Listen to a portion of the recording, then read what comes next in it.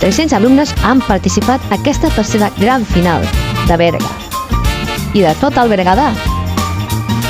Oreig, Gironella, Bagà, 10 centres i més de 1.200 alumnes des de 5è de primària fins a 4º de l'ESO han participat als tallers. I avui, en un emocionant final,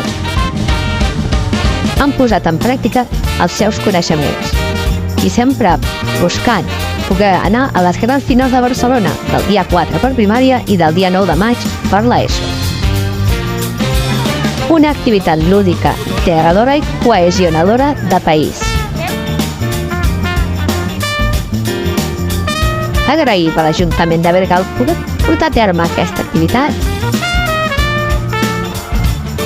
I a tots vosaltres ens veurem a Barcelona.